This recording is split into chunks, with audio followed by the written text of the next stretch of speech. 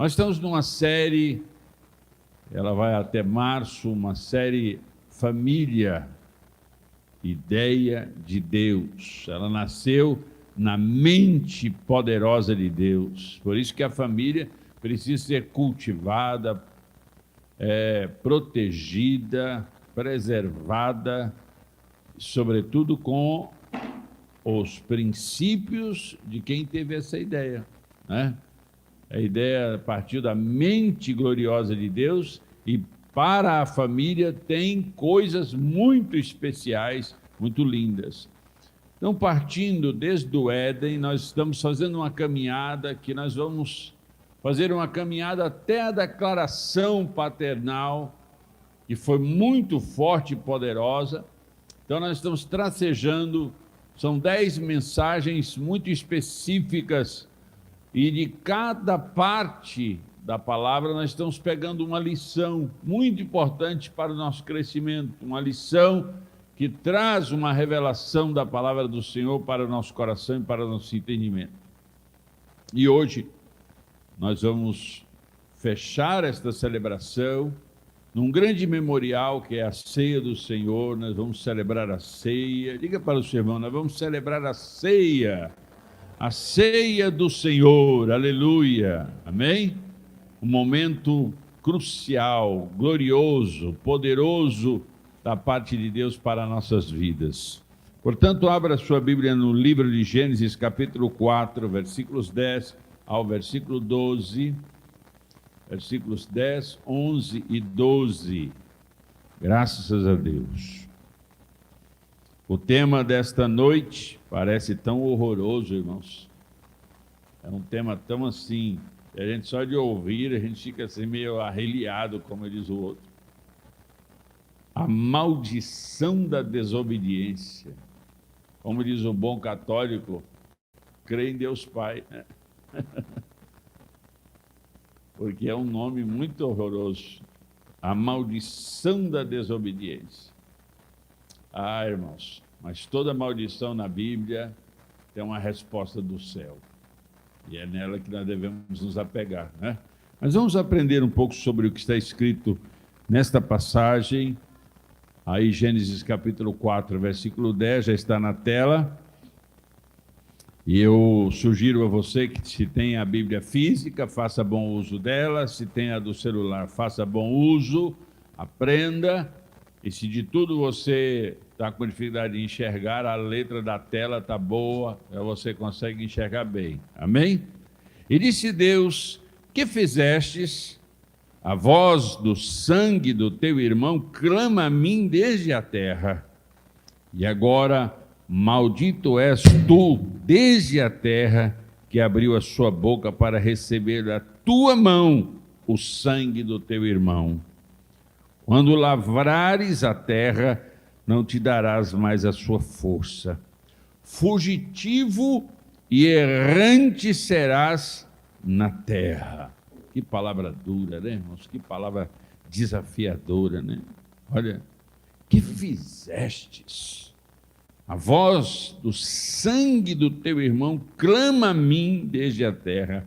E agora maldito és tu desde a terra, que abriu a sua boca para receber da tua mão o sangue do teu irmão. Seu coração não tinha sentimentos de olhar para si e falar, espera aí, algo está errado em mim, eu preciso de consertar isso. Eclesiastes capítulo 2, versículos 22 e 23, por favor. Eclesiastes capítulo 2, versículo 22 e o versículo 23. Nós tentamos preencher o anseio pela graça divina, porque essa é a nossa essência. Nós dele viemos e a ele retornaremos. Nós somos essencialmente dele, o fôlego de vida veio dele. Respiramos desejando ele, ainda que inconscientemente. Ainda que tomados por uma doutrina materialista, nós somos condicionados a buscarmos por Deus, porque por ele fomos criados. Então, para preencher isso, olha, porque que mais tem o homem de todo o seu trabalho e da fadiga do seu coração, em que ele anda trabalhando debaixo do sol, porque todos os seus dias são dores e a sua ocupação é desgosto. Até de noite não descansa o seu coração. Também isso é vaidade. O escritor faz essa afirmação, né, com uma vida excessivamente ocupada, tentando preencher lacunas que os serviços, que o lazer, que as tarefas materiais e naturais jamais conseguirão suprir a ausência de Deus, a ausência do relacionamento divino. Então essa é a saga humana, trabalhando excessivamente para construir coisas naturais, uma busca de prazeres emocionais, para tentar substituir a essência de sua necessidade, que é puramente divina. Caim começou então a buscar isso, porque ele estava saindo da presença de Deus. Deus, na sua primeira advertência, demoestação, Deus confronta, dizendo para Caim que ele precisava tomar uma decisão e fazer o certo. Ele não deu a mínima para isso. E agora, Caim começou, segundo o texto, na sua continuidade, começou a construir uma dinastia, uma cidade. Deu a ela o nome de Enoque. E parece, aos olhos humanos, que foi bem sucedido. Foram conquistas grandes, tanto de uma dinastia de sangue, quanto de conquistas que representam determinação, representam energia, desgaste, esforço, planejamento para se construir uma grande cidade, para elaborar tudo isso que ele tinha proposto no seu coração. Isso demandou esforço, energia, determinação. Mas fique sabendo de uma coisa, irmãos.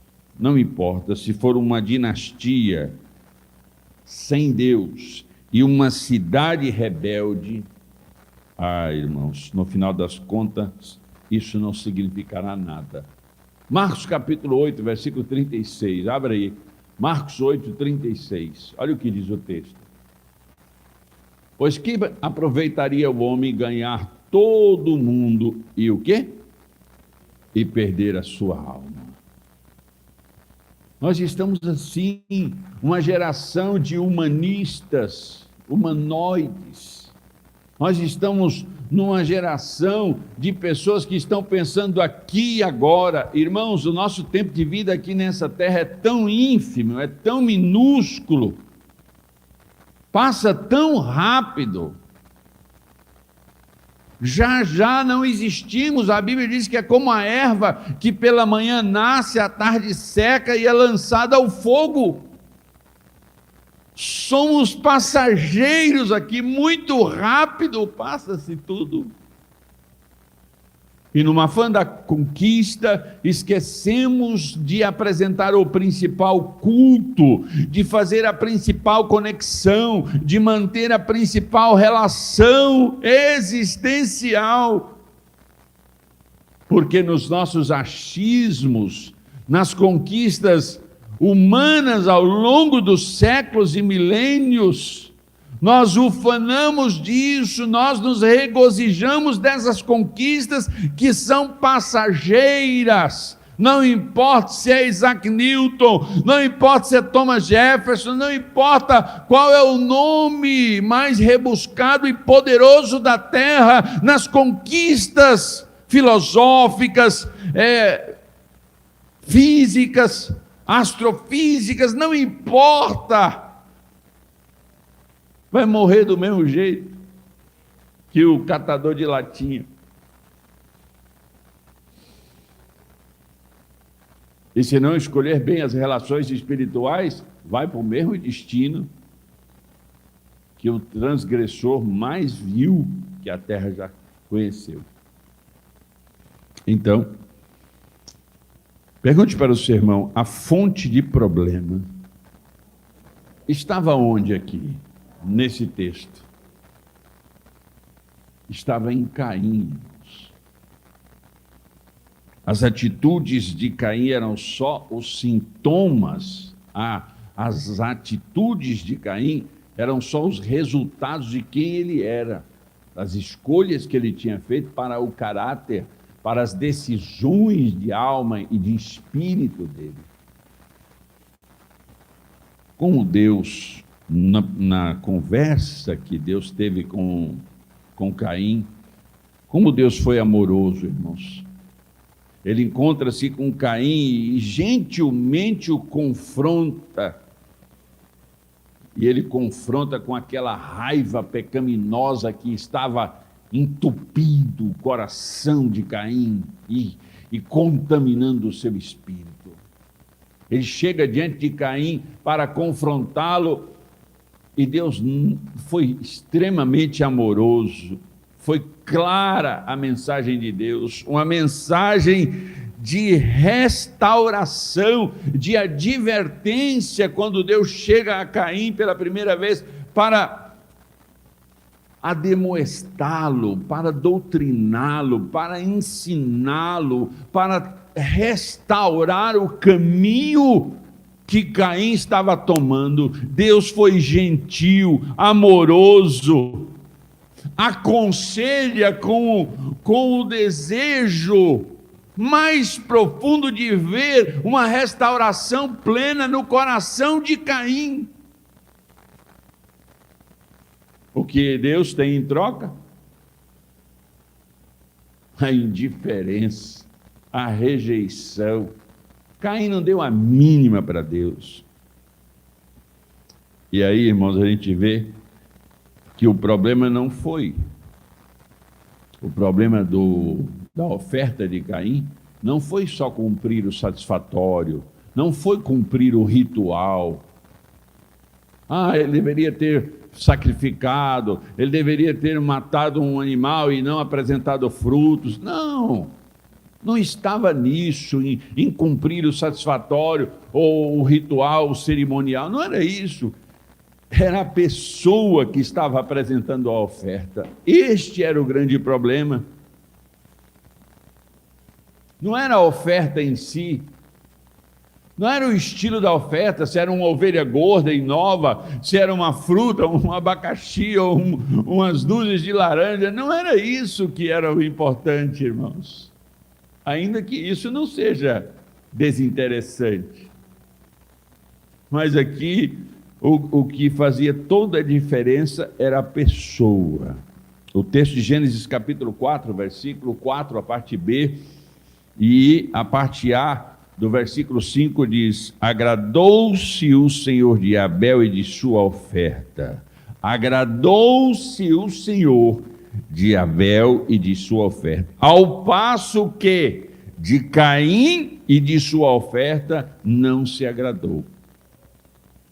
Se não se agrada do ofertante, também não se agrada da oferta. Então não é a oferta significativa. Eu dei X, eu fiz isto.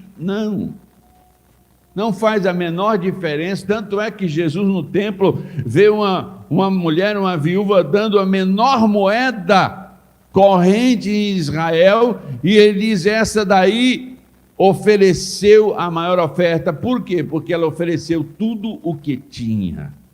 Então, não era a mínima oferta, mas era o que estava no coração daquela ofertante. Então, a desgraça visível no capítulo 4 de Gênesis está na pessoa que aceitou a influência do governo mau, que aceitou a interferência de fora, a ingerência maligna em seu coração. Isso foi o problema. Disse o Senhor a Caim, no diálogo entre Deus e Caim: onde está Abel, teu irmão? Qual foi a resposta? Não sei, acaso sou eu tutor do meu irmão? Está lá no capítulo 4, versículo 9. Sabe o que eu vejo nesse texto aqui, irmãos? Um cinismo inacreditável. Caim está aqui num cinismo inacreditável. Ele não apenas mente, porque ele sabia onde estava o irmão dele. E Deus pergunta para ele: onde está o teu irmão? Ele diz: acaso sou tu todo, meu irmão? Ou seja, foi um cinismo e foi uma mentira deslavada, porque ele sabia o paradeiro. Mas a resposta de Caim também foi uma censura à pergunta que Deus fez. Era uma ironia visível nas palavras. Ele poderia estar dizendo assim na linguagem de hoje: sei lá, será que tenho de cuidar do seu queridinho? Será que eu tenho que cuidar do seu queridinho? Oh Deus! Irônico, sarcástico, cínico, o comportamento daquele ofertante. Então Deus confronta agora com o pecado de Caim. Foi uma confrontação, não era a hora agora de arrependimento. A hora do arrependimento já havia passado, agora era a hora de um confronto terrível, agora era a hora de uma sentença absurda, mas necessária para que se cumprisse com a justiça. Ali precisava de uma sentença, e ela foi dada pelo juiz de toda a terra, uma sentença violenta para os nossos olhos, mas absolutamente moral e justa para o Deus de toda a terra, para o juiz de toda a terra. Primeira coisa que você precisa saber sobre esse texto, e eu quero que você guarde isso em seu coração: não é a terra que é amaldiçoada de novo, porque no caso lá do capítulo 3 de Gênesis, quando Deus amaldiçoou a terra por conta de Adão, a terra foi amaldiçoada por conta da transgressão de Adão. Agora, no capítulo 4, não é a terra que é amaldiçoada novamente, é Caim que é amaldiçoado. Caim tinha sido encorajado com o gosto por plantas, tanto é que ele apresenta sua oferta com plantas, com frutas. Ele tentou se aproximar de Deus assim. E sabe, irmãos, a maldição, ela vem na área da sua especialidade. Ela vem justamente onde o seu pecado foi cometido. E este aparato nunca mais, aqui o texto diz, nunca mais ele seria capaz de cultivar o solo com sucesso. Adão, no capítulo 3, ele recebe a maldição, a terra recebe a maldição por causa de Adão, mas aí eu preguei aqui no penoso trabalho: ele ia suar, ele tinha que se esforçar, ele tinha que se dedicar, e com muito esforço, com muita fadiga, ele teria êxito, ele teria sucesso, diferentemente de Caim agora, que o seu esforço, a sua dedicação, Caim não ia poder nem mais sobreviver da agricultura, porque ela foi alvo da maldição que ele caiu. Caim foi um desastre nesse aspecto, irmão. A reação de Caim mostra isso claramente. Sabe por quê? Porque não há nível de arrependimento. E em todas as passagens bíblicas de transgressões, a diferença que a gente vê, a clássica diferença, como a gente vê em Davi e Saul, quando a gente vê lá quando aqueles israelitas foram engolidos pela terra na proclamação da lei, todas as vezes que houve um confronto, onde o confrontado foi consumido, foi destruído, foi amaldiçoado, foi porque houve clara ausência de arrependimento. O arrependimento é uma poderosa chave que dá a você a oportunidade de entrar pela porta dos favores, pela porta da graça, pela porta da generosidade. O arrependimento facilita a sua vida. dá acesso a lugares que você jamais mereceria, mas por conta da sua atitude de humildade, de dependência, de coerência, de visão do seu estado lamentável, quando você se curva reconhecendo a sua limitação, isso te dá a chave para você acessar lugares gloriosos, lugares que não se merece, mas mesmo assim, por conta da sua atitude, gera em Deus um estado favorável, de generosidade, onde Ele concede a você favores que jamais poderia lhe ofertar. Deus garante que, embora a vida humana, porque o caso agora aqui, depois da sentença, é que Caim ficou com medo agora que ele fosse morto por causa da atitude. Ora, ele sabia claramente que ele tinha feito uma besteira terrível. Agora ele fica com medo, vão me encontrar por aí, vão matar. Deus fala para Caim: Caim, fique tranquilo, eu não sou igual a você. Eu não quero que uma vida se perca. Você tirou a vida do seu irmão, você matou o seu irmão, mas mesmo você merecendo, eu não quero isso para a sua vida. Porque é aquilo que eu falei agora mesmo. A marca em Caim mostra também a generosidade de Deus, né? Deus mostrou aqui que a vida para Deus valia e muito, diferente do sentimento que estava no coração de Caim. Ele não ia permitir que o sangue de Caim fosse derramado desta maneira, deste jeito, porque não era e não é da vontade de Deus. Diga para o seu irmão: um serviço sem retorno é pior do que o penoso trabalho. Porque o penoso trabalho, o esforço, o desgaste, todo o suor ali, ele ainda é recompensado pelos frutos desse penoso trabalho. Agora, irmãos, um serviço sem retorno, você trabalhar e não obter retorno, aí é duro, irmãos. Abra aí, por favor, em Ageu capítulo 1, versículo 6. Ageu capítulo 1, versículo 6. Caim, ele perde o direito de usufruir das recompensas de seu trabalho. Tende semeado muito e recolhido pouco. Comeis, mas não chega para fartar-vos. Bebeis, mas não dá para saciar-vos. Vestivos, mas ninguém se aquece. E o que recebe salário, recebe-o para pô-lo num sequitel furado, num saquinho furado. Que versículo estrambelhado, né, irmão? Que coisa terrível. Que declaração maluca é essa?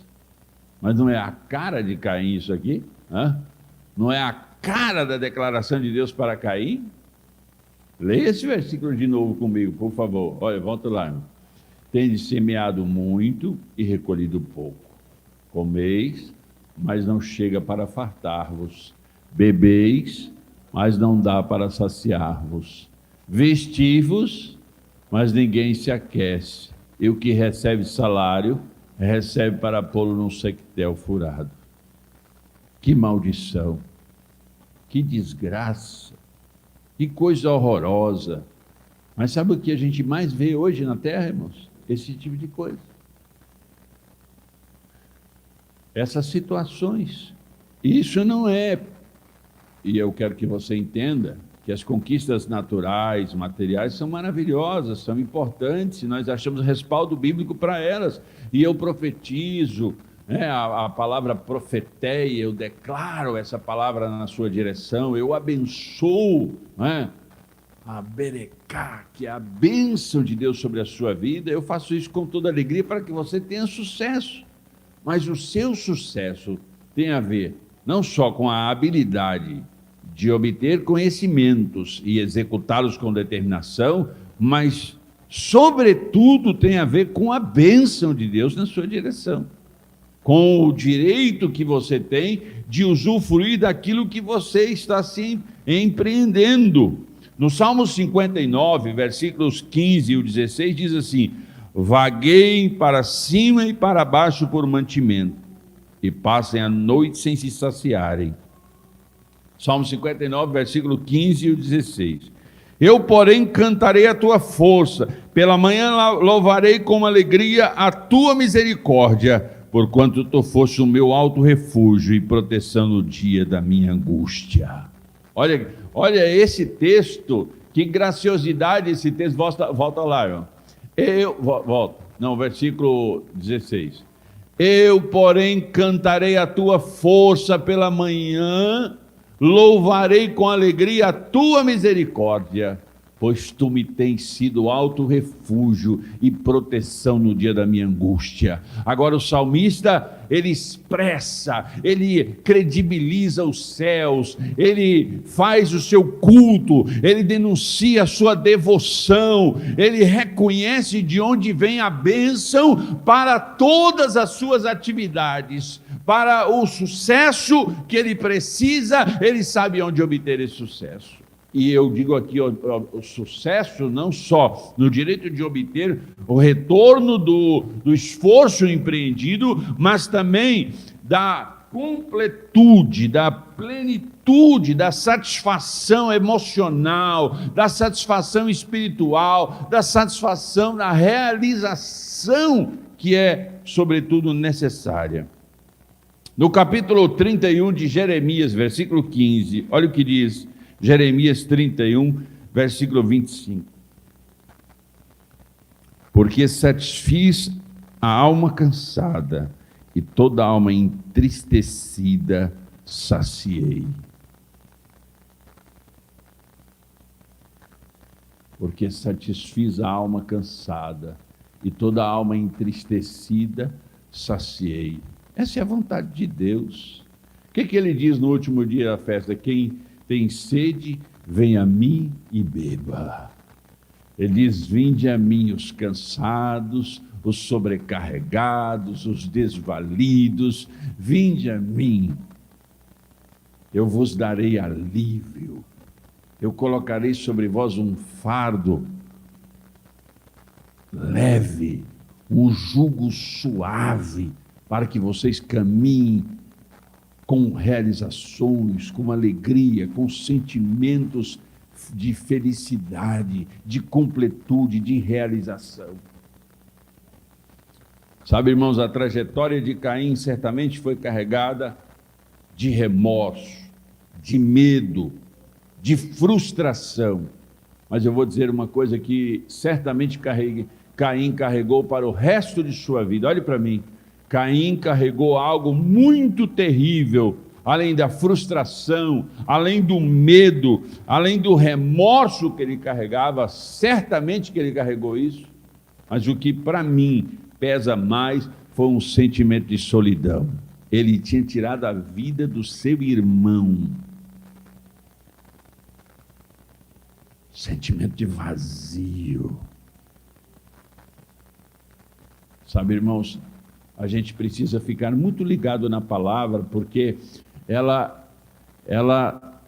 se conecta de ponto a ponto, a interjeição contínua na Bíblia. Um texto ligando a outro e a outro e a outro, as combinações múltiplas da palavra do Senhor, que nos leva para um único lugar, uma única posição, o reconhecimento de quem somos e por que fomos feitos, para qual atividade fomos criados. Nós precisamos ter esse entendimento.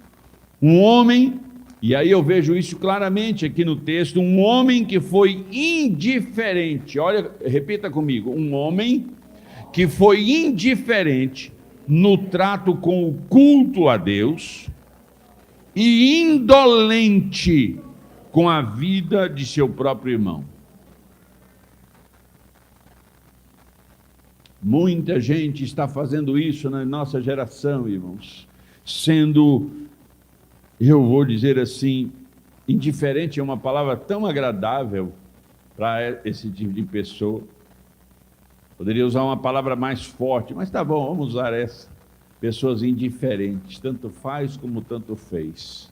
A água subindo ou descendo, o culto existindo ou não existindo, a ceia sendo realizada ou não sendo realizada, a pregação sendo boa ou sendo ruim, para mim tanto faz, eu não me incomodo, isso não mexe comigo, isso não muda nada na minha vida. Quantas pessoas têm sido assim, irmãos? E eu digo para você que está online, eventualmente você assiste essas reuniões, essas palavras, mas eu quero dizer que a igreja precisa estar juntas como corpo. A igreja é isso aqui, quando se reúne. Lá você é só um membro que pode estar conectado espiritualmente ou amputado e sem vida. Pior ainda, não é? Então, nós precisamos valorizar, irmãos, cada gesto na direção de Deus, um hino que cantamos, uma palavra que ouvimos, uma mensagem que estudamos, uma oferta que trazemos ao altar, um dízimo que é entregue, uma primícia, não importa o projeto celeiro quando ajudamos, não importa qual é o caminho que nós fazemos na direção em agradar a Deus, quando vamos fazê-lo, devemos fazê-lo com interesse não no sentido de interesseiro, mas no sentido de agradar-se, de ser agradável ao seu coração. Me agrada profundamente o serviço ao Senhor, isso mexe com as minhas moléculas, com as minhas partículas, isso mexe comigo, isso implica em emoções naturais e espirituais. Eu quero agradar ao Senhor, eu quero estar mais perto do Senhor, eu quero oferecer um culto mais real, porque se assim não fizer, a maldição da desobediência vai pairar sobre a minha vida, não porque um Deus mau e perverso com um chicote na mão virou em minha direção, mas porque as minhas escolhas, as minhas decisões, as minhas preferências e as minhas indiferenças me acarretou com essas maldições. Este pensamento puro e cristalino, subtraído da santa e bendita palavra do Senhor, deve saturar a minha alma, deve encher cada espaço na minha vida, para que eu ofereça ao Senhor o melhor que eu posso oferecer, me dedicar. Nós estamos vivendo uma geração onde as pessoas, elas não estão nem aí se a igreja está precisando de mais trabalhadores, de mais serviçais. Antigamente as pessoas tinham um desejo de pregar a palavra, e é claro que nessa geração muita gente tem o desejo de pregar a palavra, mas as pessoas não querem assumir compromissos, responsabilidades. Para se fazer um altar e oferecer um altar, precisa de carregar pedras, precisa de achar lenha, precisa de achar o cordeiro, precisa de buscar fogo, precisa de uma dedicação, de um esforço, e as pessoas, elas estão tão volúveis, elas estão tão cheias de necessidades passageiras, corriqueiras, desnecessárias, que elas esquecem de se dedicar a Deus. Você se esquece, irmãos, que sem a bênção, sem o selo da aprovação de Deus no seu coração, você nada mais é do que um transeunte, desesperado para conquistar, mas sem convicção no amanhã, sem certezas para a eternidade. Isso faz de você e de mim fracassos ambulantes, Não é isto que Deus quer de sua vida, não é isto que Deus quer de sua família. Deus não quer que você ande debaixo de maldições, Deus não quer que você caminhe debaixo de uma nuvem de maldições, não impetradas por Ele, não Ele bravo, espumando pelo canto da boca, não Ele feroz com um chicote na mão, dizendo: você não me obedeceu, então toma aí, você vai ser... Não é, Deus não é isto, irmãos, Deus não quer isto para nós, tanto é que Ele ofereceu o seu Filho amado por nossas vidas. Mas Ele quer que você tenha entendimento, sabedoria, você tenha a capacidade de perceber que toda indiferença, que toda indolência, que todo relaxo em direção a Deus faz você caminhar debaixo de maldições. Este é o negócio, esta que é a pegada. Para os hebreus, irmãos, as maldições proferidas por uma pessoa, elas não eram inocentes, elas eram agentes ativos que causavam danos poderosos, causavam prejuízos, pois eram enviadas como um propósito e com uma força espiritual. Essas maldições tinham vida própria. Essa aqui é a consciência. As palavras de maldição nesse aspecto, irmãos, é de execrar.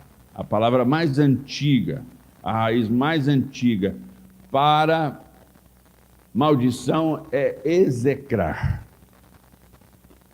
É amaldiçoar amargamente. Sabe, Caim não foi execrado por Deus. Escute o que eu estou falando. Caim não foi execrado por Deus. Ele execrou-se em um ciclo de sofrimento. Ele puniu-se. Ele construiu uma cilada por suas escolhas e decisões. Essa punição, esse corredor polonês que ele passou, foi por conta das suas escolhas e das suas decisões. Esse sofrimento, essa infelicidade, definitivamente não foi um ato de Deus.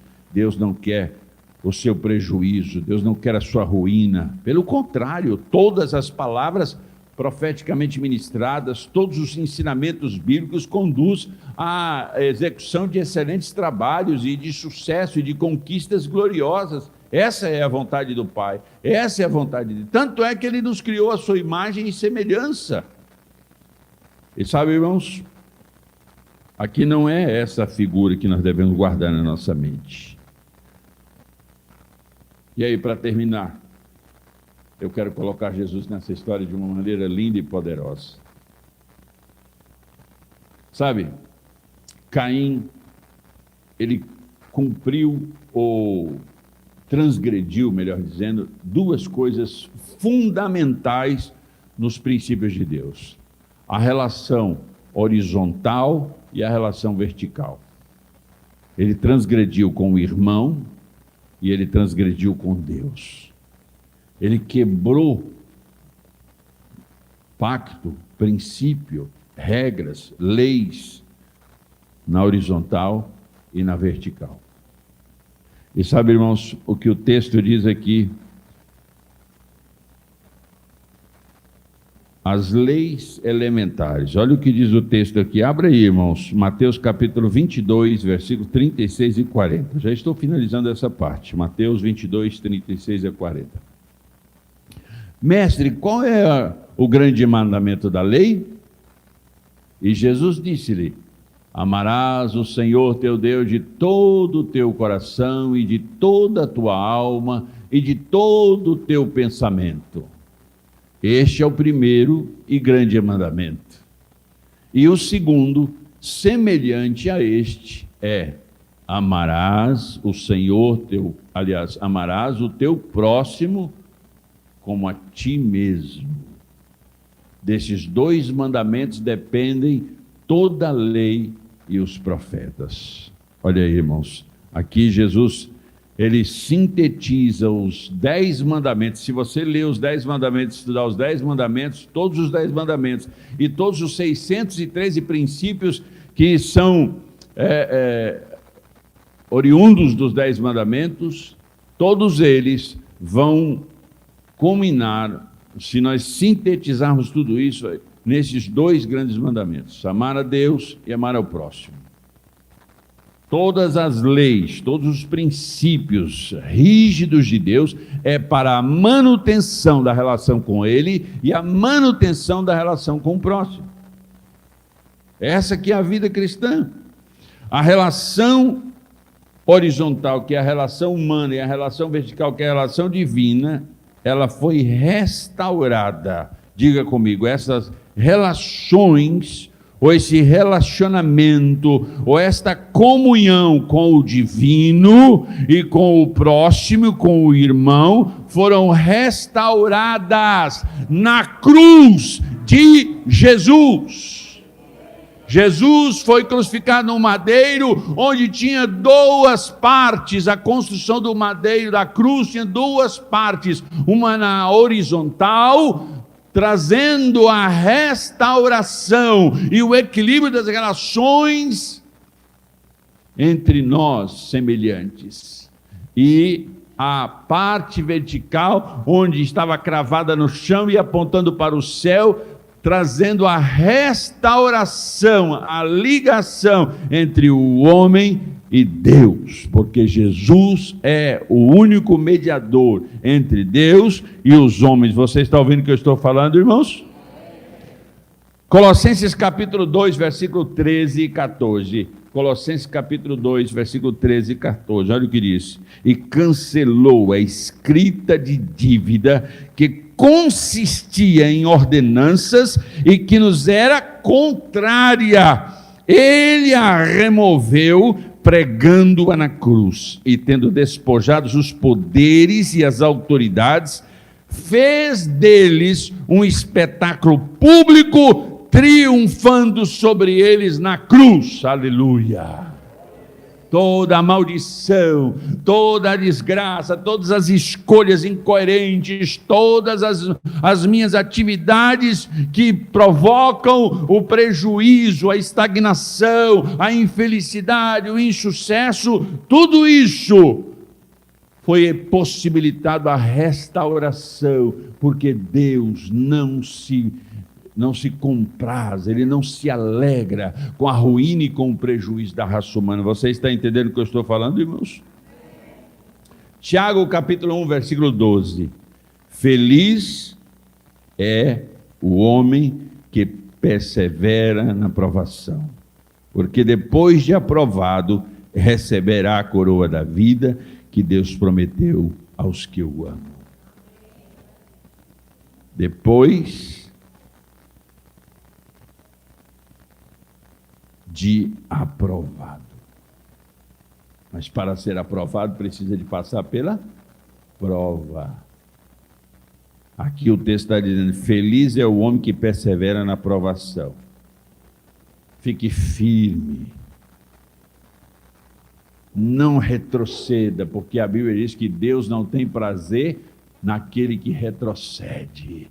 É olhando para frente e para o alto, caminhando um passo depois do outro, com o seu coração batendo no ritmo do céu, olhando para o autor e consumador de sua fé, caminhando, passando pelos dias maus, pelos dias bons, pelos dias alegres, pelos dias tristes, mas caminhando com o objetivo perene, constante, eternal, de agradar a Deus e somente a Ele, acima de todas as coisas, e construindo uma relação interpessoal funcional, curada, restaurada, cheia de perdão, transbordante de amor. Esta que é a proposta do céu para a restauração de qualquer que seja a maldição. Você está ouvindo o que eu estou falando? O último versículo dessa noite, Romanos 16, 10. Por favor, põe na tela. O que está escrito aí, irmãos? Saúdem a Apeles, aprovado em Cristo. Só essa primeira parte. Saúdem a Apeles, aprovado em Cristo. Aí as saudações finais da carta de Paulo aos Romanos. E aí no versículo 16, ele apresenta esse homem chamado Apeles. Saúdem Apeles, aprovado em Cristo. Que declaração enfática, gloriosa, não é? E poderia ser diferente do que isso, irmãos. Olha só, com o conteúdo de relacionamento com Deus que Paulo tinha. Vivendo nas trincheiras do ministério como ele vivia. Ele conseguiu ver, e a gente não sabe como foi a vida de Apeles. Se foi um rico comerciante, se foi um empreendedor das mais diversas áreas, se foi um artífice, um feirante. Nós não sabemos, mas sabemos de uma coisa que Paulo deixou isso bem claro. Saúdem a Apeles, aprovado em Cristo. A desobediência da maldição, ou melhor, a maldição da desobediência, é algo tão tristonho, mas muitos de nós temos trilhado essa rota, e eu quero, como seu pastor, como apóstolo dessa geração, eu quero convidar você com carinho, com amor, se esforce em apresentar um culto racional, um culto zeloso, um culto de corpo, alma e espírito a Deus. Não venha para a igreja por acaso, não venha na igreja porque senão fica feio você não vir, não venha porque você não tem outra coisa para fazer, venha porque é de seu interesse apresentar ao Senhor um culto como Abel apresentou. Você é filho dele, porque ele criou essa relação bendita. Você é criatura dele porque ele te fez, ele te construiu. Então não dá para ser como Caim, que apresenta um culto qualquer e por conta desse culto qualquer passa a viver uma vida maldita, porque é desobediente, não apresenta um culto elaborado. Não é o que você traz, irmãos, mas é como você traz. É o seu louvor, é a sua dedicação. Quando eu estou preparando essas mensagens, eu fico pedindo a Deus: Senhor, me ilumine aqui, me dá um caminhozinho aqui. Eu parei aqui, não sei para onde eu vou aqui agora, me dá uma saidinha aqui. Porque eu quero trazer para você o melhor de Deus que eu posso entregar, para que você também tenha uma vida consubstanciada, nutrida, uma vida poderosa, que saiba se apresentar diante de Deus como um rico cristão, cheio de oferendas espirituais. Não seja indolente, não seja indiferente, ofereça o seu melhor. Uma das coisas mais tristes para um pastor é quando ele oferece a oportunidade e o privilégio para o rebanho fazer alguma coisa na igreja e a pessoa simplesmente é indiferente, quase que debochada a respeito da tarefa. Não faça isso, irmão. Lembre-se que todas as suas conquistas naturais são importantes e necessárias, mas elas não se comparam com a maior de todas as conquistas, que é o direito de entrar no jardim novamente. O jardim da doce presença de Deus. Vamos ficar de pé no nome do Senhor. Eu espero que essa palavra possa ter tocado o seu coração, que essa palavra possa ter mexido com as suas emoções, claro, por que não? Mas mais do que isso, irmãos, eu quero que essa palavra tenha mexido com o seu espírito. E que você decida, nessa noite, viver um tempo novo. Você pode dizer assim: eu jamais serei como Caim. Eu jamais serei como Caim. Eu não vou chegar diante de Deus com um culto qualquer. Eu vou chegar com o melhor que eu tenho. Eu não vou maltratar o meu irmão. Eu vou oferecer ao meu irmão o privilégio do melhor que eu posso oferecer para ele. Nós cristãos, irmãos, estamos vivendo dias muito desafiadores. Mas eu quero pedir a você, em nome de Jesus, olhe para mim. Eu quero que você, em nome de Jesus, decida seguir a Jesus de verdade, com esforço, com dedicação. Construa um altar, que o cheiro desse altar agrade as narinas do Eterno. Que esse altar que você vai erguer de dia e de noite seja um lugar de alvo permanente da presença do Senhor. Se esforce, traga pessoas para a igreja, convide pessoas, diga para as pessoas: olha, Deus está trazendo uma palavra linda para o nosso coração e para a nossa família. Quando você ouvir alguém reclamando da vida, diz: não, vão para o culto. Nós temos no domingo uma reunião maravilhosa, nós temos na terça-feira uma reunião de restauração. Venha para a igreja, vamos ouvir a palavra do Senhor. Desconecte do mundo, deixe o Instagram do lado, o Facebook, deixe todas essas coisas, deixe as fofocas, deixe as notícias políticas, deixe essas coisas terríveis por um tempo. Venha ouvir uma notícia quentinha do céu, venha ouvir, venha comer um alimento saboroso da parte do Senhor. Deixe as pessoas saberem que você gosta disso, porque o que faz elas desejarem essas coisas é a intensidade do seu prazer nelas. Se você é indiferente, se você é como ver um desses halterofilistas, esse pessoal que gosta muito de academia, dá vontade de ir, né, irmãos? Eles falam, eles ficam com corpos bonitos, bem elaborados. Muitas vezes a gente vai uma semaninha e aí desiste. Vamos transformar os nossos corpos em corpos bem atléticos. Vamos correr a carreira cristã e no fim subirmos no pódio da vida eterna. No nome de Jesus. Hoje, livres da maldição, pela mensagem da cruz, pelo sacrifício da cruz, nós não viveremos debaixo de uma maldição de desobediência. Nós não aceitaremos isso na nossa vida como Caim aceitou. Nós vamos nos esforçar para apresentar o melhor culto ao Senhor. Você vai fazer um esforço? Não? Vai se dedicar um pouco mais? Esse 2023, irmão, nós vamos fazer reuniões lindas aqui, não vamos?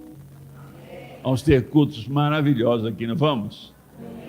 Sabe por quê, irmãos? Porque quando você sair de sua casa para essa reunião, você vai sair com o interesse de oferecer a Deus uma coisa boa. Você vai orar pelo apóstolo e falar: Deus, usa aquele carequinha lá para ele trazer uma palavra linda do céu. Dá uma mente boa para ele, um espírito pronto para receber a tua palavra. Eu vou me preparar, vou orar, vou ler, vou escrever as minhas mensagens e vou trazer com todo o meu coração para transbordar sobre o seu coração. Mas eu quero que você saia da sua casa também feliz para vir aqui. Você não está indo ao cinema, não está indo à pizzaria, não está indo a uma churrascaria, você não está indo a um playground, a um parque, você está vindo a um altar. E nesse altar, você não vai ser indiferente, indolente, nem com Deus, nem com o seu irmão. Por isso você vai fazer a sua melhor oferta, vai entregar o seu dízimo, a sua primícia com toda alegria. Ao final da ceia, você vai trazer aqui, eu quero orar por você. Mas também você vai se lembrar do projeto celeiro e falar, eu estou comendo bem do melhor, será que o meu irmão não está comendo? Será que eu vou ajudar, eu vou me esforçar, eu vou me dedicar? E você vai entregar roupas, calçados bem limpos, passados e empacotados, e vai trazer também arroz, feijão, vai trazer coisas boas para depositar no celeiro, no projeto celeiro, para que a gente possa alcançar mais vidas, e com esse amor transbordante, tocaremos o coração de Deus, e Deus vai olhar e dizer, oh, mas os meus filhos me alegram todo dia. Meus anjos, facilitem o caminho desses filhos, tirem todas as maldições da frente deles, faça com que a terra seja boa para eles, que o céu dê a sua chuva de bênção para eles. E como os pais dessa terra que se alegram com os feitos de seus filhos, Deus vai nos olhar e dizer, que coisa linda e maravilhosa é ver os meus filhos tão empolgados em me cultuar e amar o próximo.